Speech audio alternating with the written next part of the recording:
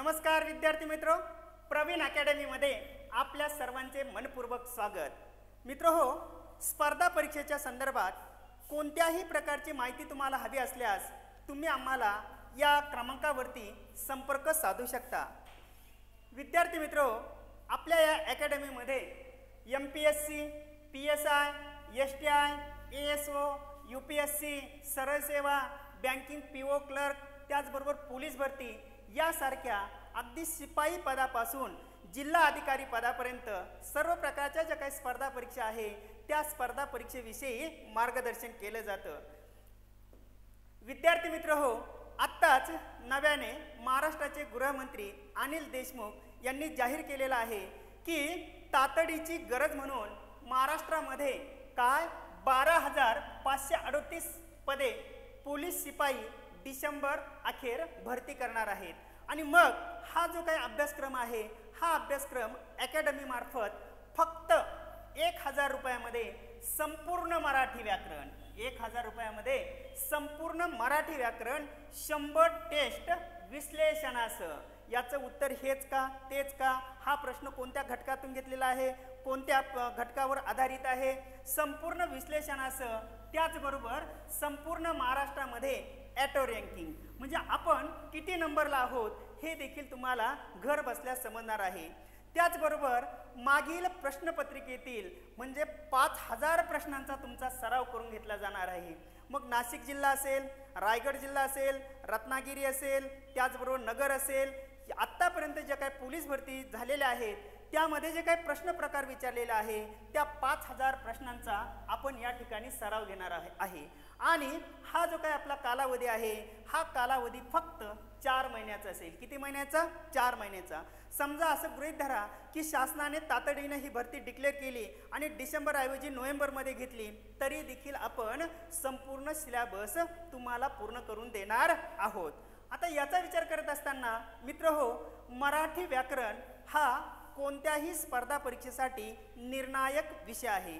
Marathi व्याकरणावरती police भरतीला 25 प्रश्न 25 गुणांसाठी विचारले जातात आणि अगदी पैकीच्या पैकी मार्क तुम्ही या पोलीस भरती परीक्षेमध्ये मराठी व्याकरणाला पाडू शकता। आणि मग त्या ज्या काही ट्रिक्स आहे किंवा त्या लक्षात कशा ठेवायच्या ह्याच ठिकाणी तुम्हाला अगदी सविस्तर सांगितलं जाणार आहे।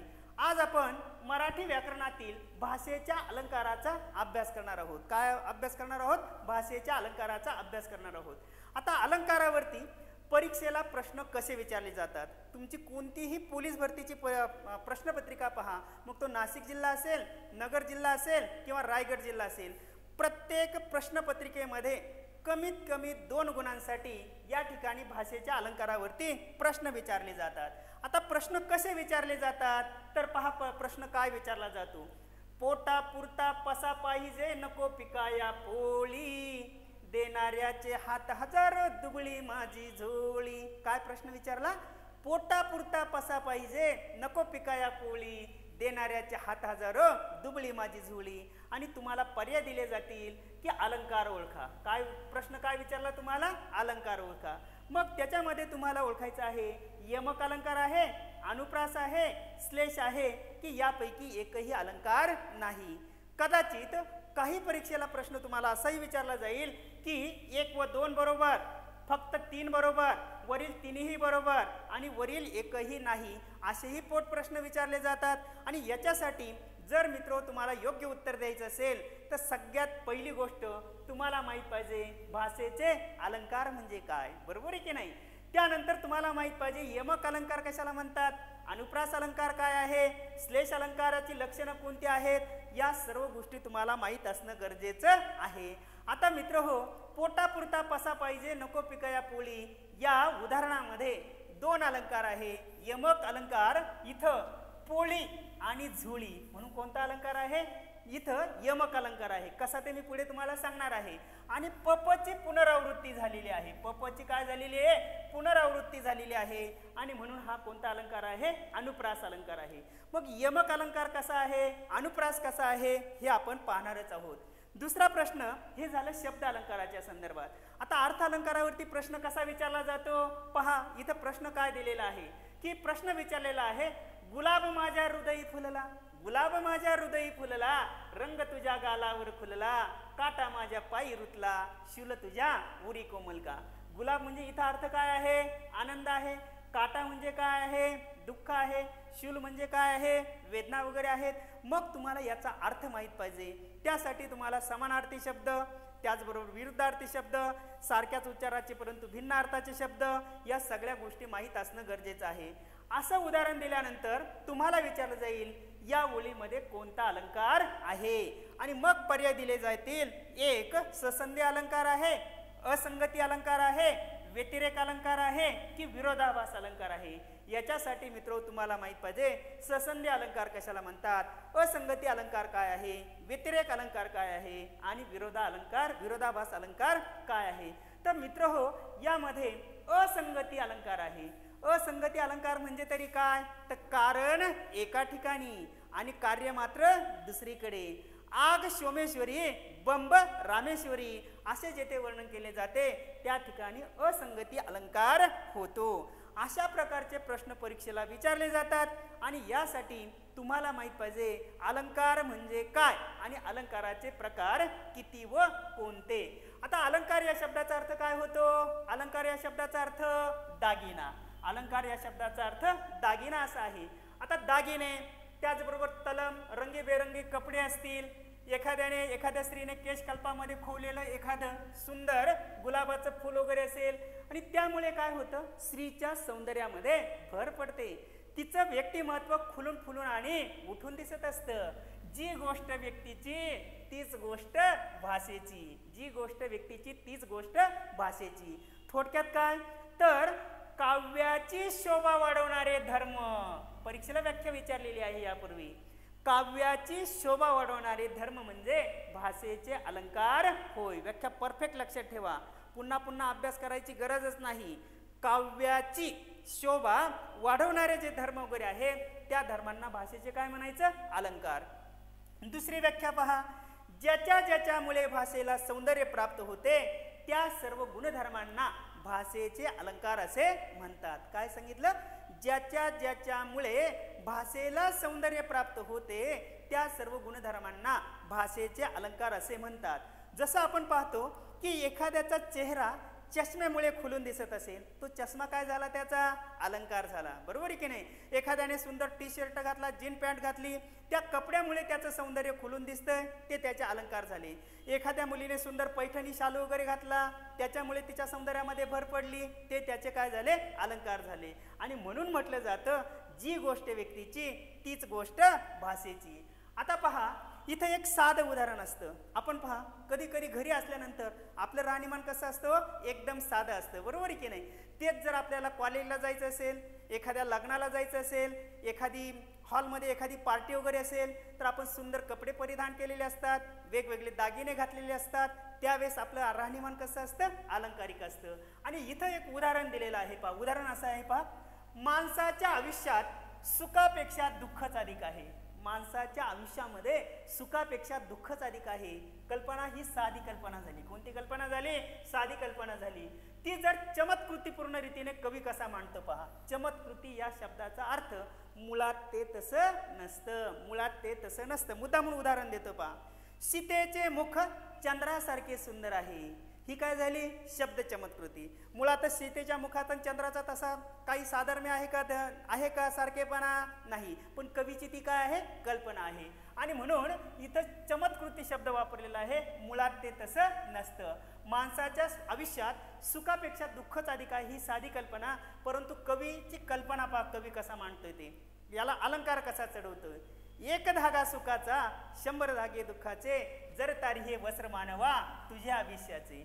एक धागा सुखाचा 100 धागे दुःखाचे, जर तारी हे वस्त्र मानवा तुझ्या आयुष्याचे. ही कवीची काय झाली? कल्पना झाली. वाक्य कसं आहे? साधं. इथं कसं आहे? अलंकारिक. दुसरं उदाहरण पहा.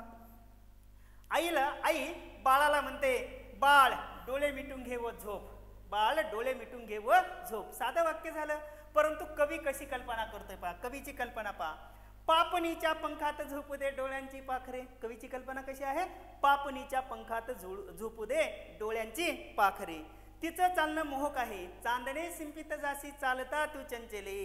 किंवा कोणतंही पहा, एखाद्याला जर आपण एखादी चाल, उदाहरणार्थ हिची चाल तुरु तुरु उडती केस भुरु भुरु डाव्या डोळ्यावर बट ढळली, जशी मावळत्या उन्हात केवड्याच्या बनात नागिन सळसळली.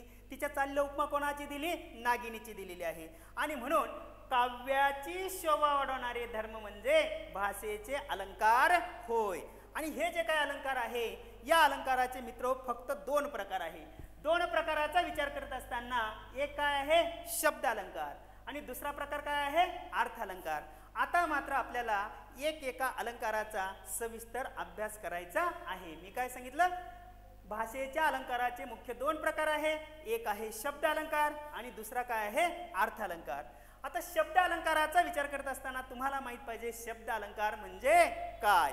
इथं पहा, जेव्हा शब्दातील अक्षर रचनेमुळे काय सांगितले पहा, जेव्हा शब्दातील अक्षर रचनेमुळे नाद निर्माण होऊन भाषेला शोभा येते तेव्हा त्यास काय म्हटलं जातं?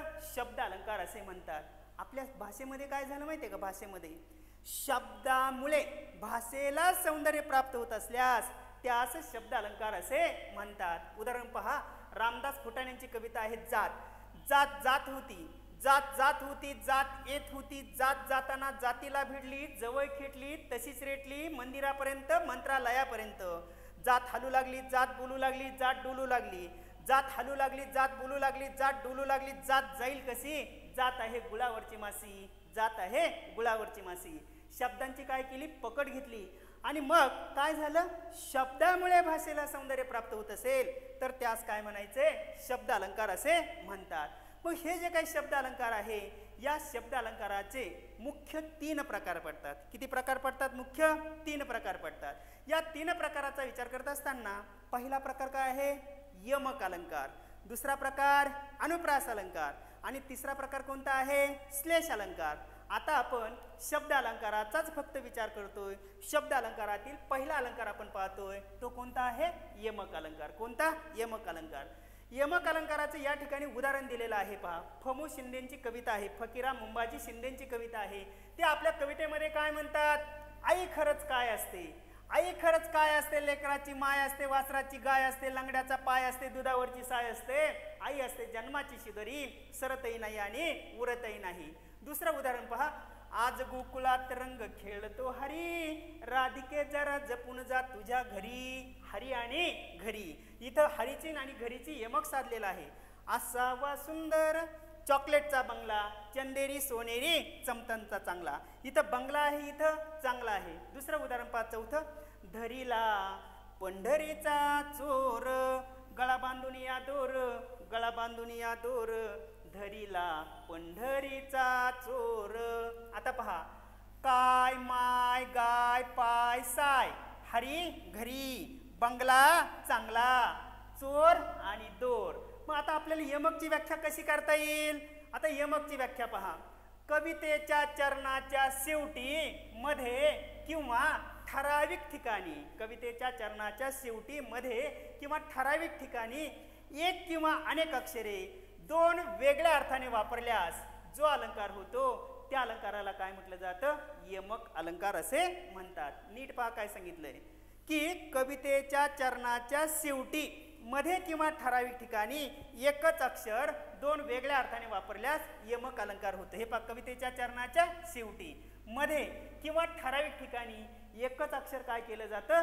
दोन वेगळ्या अर्थाने वापरले जाते. तेथे कोणता अलंकार होतो? यमक अलंकार होतो.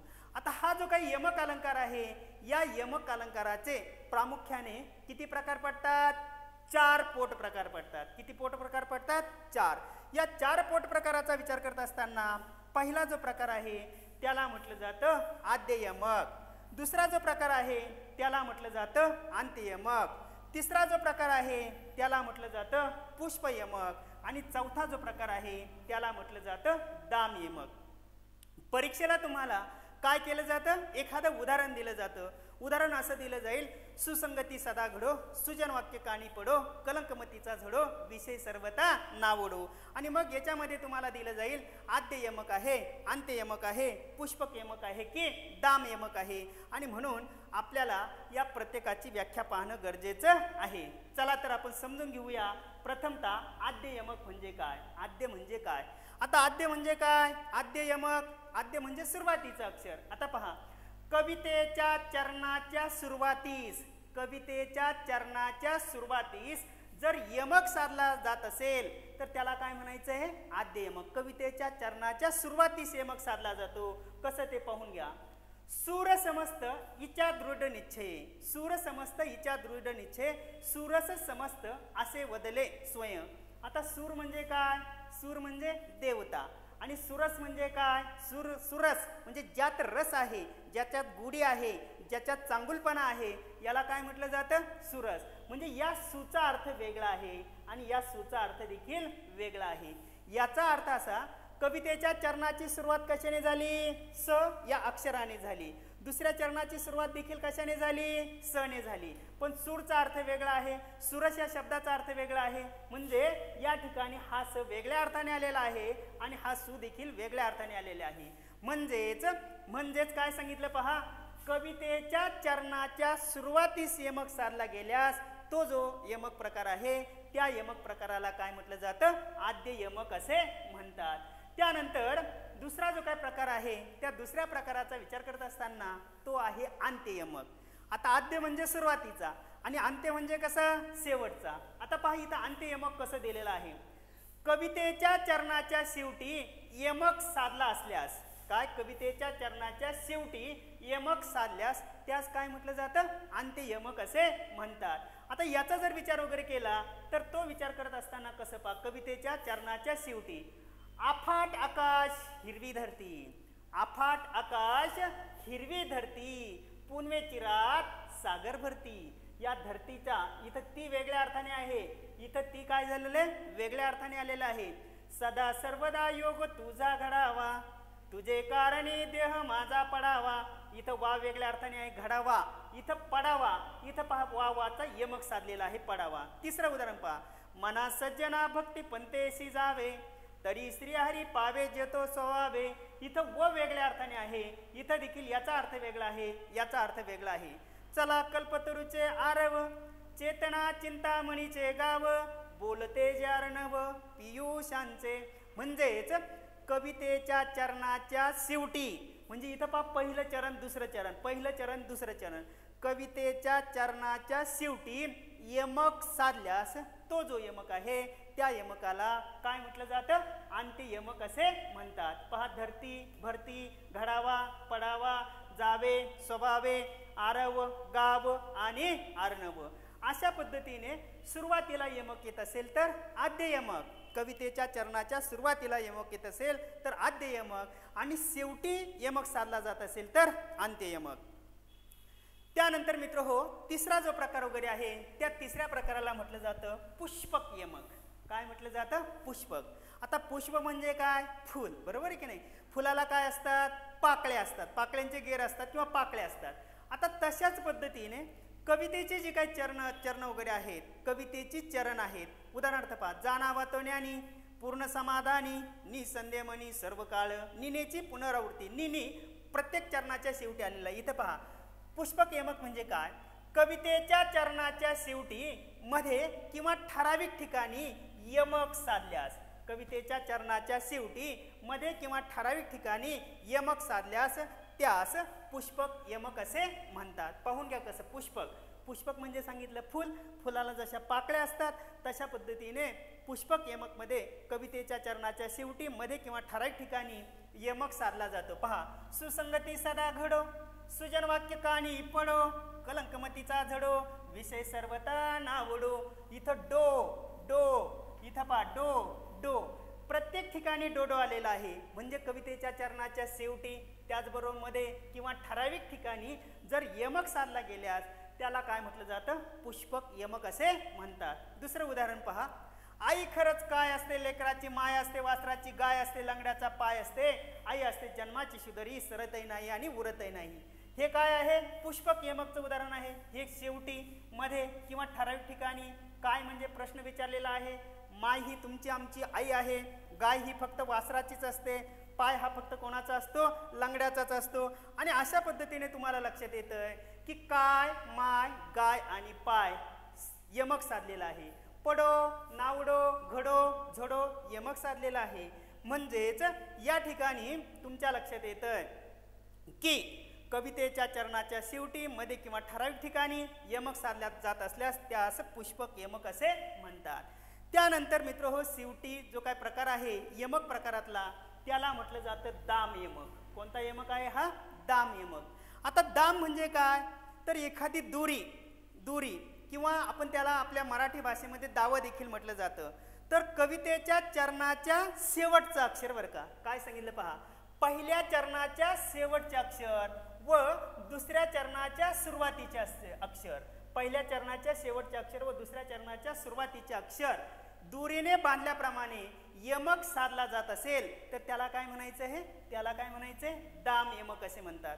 पहिल्या चरणाच्या शेवटी आणि दुसऱ्या चरणाच्या सुरुवातीला यमक साधला जातो. कसं ते पाहून घ्या. पहा, आला वसंत कवी कोकिल हाही आला. पहा, आला वसंत कवी कोकिल हाही आला. आला शब्द आहे, आला वसंत कवी कोकिल हाही आला.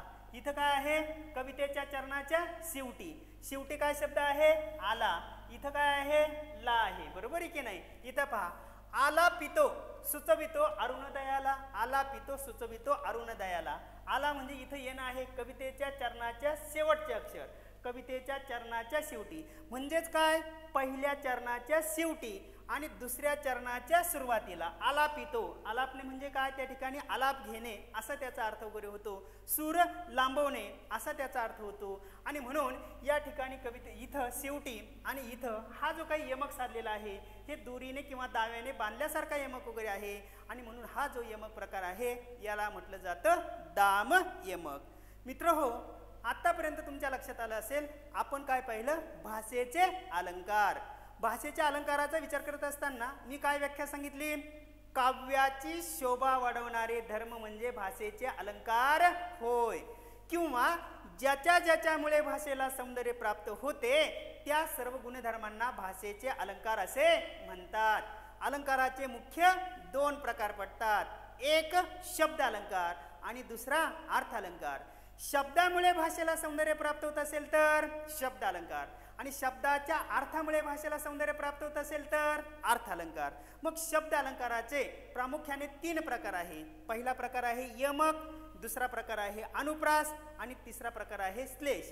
आता फक्त आपण एकच प्रकार अभ्यासला, तो काय आहे यमक. आता यमक म्हणजे तरी काय सांगितलं, कवितेच्या चरणाच्या शेवटी, मध्ये किंवा ठराविक ठिकाणी एकच अक्षर दोन वेगळ्या अर्थाने वापरल्यास जो अलंकार होतो त्या अलंकाराला यमक अलंकार असे म्हणतात. यमक अलंकाराचे चार प्रकार पडतात, एक आद्ययमक, दुसरा अंत्ययमक, तिसरा पुष्पक यमक आणि चौथा आहे दाम यमक. आद्य म्हणजे कवितेची जी काही चरण वगैरे असतात, कवितेच्या चरणाच्या सुरुवातीला यमक साधला जात असेल तर त्याला आद्य यमक, कवितेच्या चरणाच्या शेवटी यमक साधला तर त्याला अंत्ययमक. फुलाला जशा पाकळ्या असतात त्या पद्धतीने कवितेच्या चरणाच्या शेवटी, मध्ये किंवा ठराविक ठिकाणी यमक साधला जात असेल त्याला पुष्पक यमक, आणि शेवटी पाहिले दाम यमक. दुरीने बांधल्यासारखं कवितेच्या चरणाच्या शेवटचं अक्षर आणि दुसऱ्या चरणाच्या सुरुवातीचं अक्षर या ठिकाणी यमक साधला जात असेल तर त्याला म्हटलं जातं दाम यमक. अशा पद्धतीने मित्र हो, अतिशय साध्या सोप्या सरळ शब्दात सर्वसामान्य विद्यार्थ्याला समजेल अशा पद्धतीने भाषा उगम विकासापासून इत्थंभूत अगदी शुद्ध लेखनाच्या नियमापर्यंत 32च्या 32 टॉपिक, मग त्याच्यामध्ये वर्णविचार असेल, समास असेल, संधी असेल, शब्दांच्या जाती असतील, अलंकार असेल, रस असेल, समानार्थी शब्द, विरुद्धार्थी शब्द, साहित्यिक व त्यांची टोपण नावं असतील, मराठीतील गाजलेल्या साहित्यकृती असतील, मराठी साहित्यातील ठळक घटना वगैरे असतील, साहित्य संमेलन वगैरे असतील, अगदी पोलीस भरतीसाठी इत्थंभूत सर्व प्रकारची तुमची तयारी पेडअप फीमध्ये करून घेतली जाईल. अतिशय माफक दरामध्ये फक्त आणि फक्त 1000 रुपयामध्ये 100 टेस्ट सिरीज, त्याचबरोबर महाराष्ट्रातील ॲटो रँकिंग तुम्हाला पाहायला भेटणार आहे. 5000 प्रश्नांचा सराव तुमच्याकडून करून घेतलेला आहे आणि म्हणून जास्तीत जास्त विद्यार्थ्यांनी आपल्या अकॅडमीमध्ये सहभागी वगैरे व्हावं आणि या ठिकाणी या सुवर्ण संधीचा फायदा घ्यावा. विद्यार्थी मित्र, तुम्हाला सध्याची परिस्थिती माहीत आहे. ज्यांना नोकऱ्या होत्या त्या बऱ्याच जणांच्या नोकऱ्या गेलेल्या आहेत. किंबहुना सर्वसामान्य माणसाला अन्न, वस्त्र, निवारा या मूलभूत गरजा भागवणं देखील कठीण झालेलं आहे आणि म्हणून तुमच्याकडे ही चालून आलेली संधी वगैरे आहे. उठा, जागे व्हा, विचार बदला, आयुष्य बदलेल. जर तुम्ही पोलीस भरती झाला तर पोलीस भरतीतूनच 3 वर्ष झाल्यानंतर तुम्हाला PSIची एक्झाम वगैरे देता येणार आहे. त्याचबरोबर एवढंच नव्हे तर इथून पुढे सरळ सेवा जी काही परीक्षा आहे त्या सरळ सेवा परीक्षेला PSI असेल, STI असेल, राज्यसेवा असेल, अगदी शिपाई पदापासून कलेक्टर पदापर्यंत तुम्ही कोणत्याही परीक्षा द्यायची असेल तर मराठी व्याकरणाशिवाय तुम्हाला पर्याय वगैरे नाही आणि म्हणून मराठी व्याकरण तुम्ही शिका. त्याचबरोबर इतरांना देखील त्याचा फायदा होईल आणि म्हणून जास्तीत जास्त विद्यार्थ्यांनी फक्त 1000 रुपयामध्ये आपल्या अकॅडमीमध्ये प्रवेश वगैरे घ्यावा. धन्यवाद मित्र हो. या ठिकाणी आपण थांबतोय.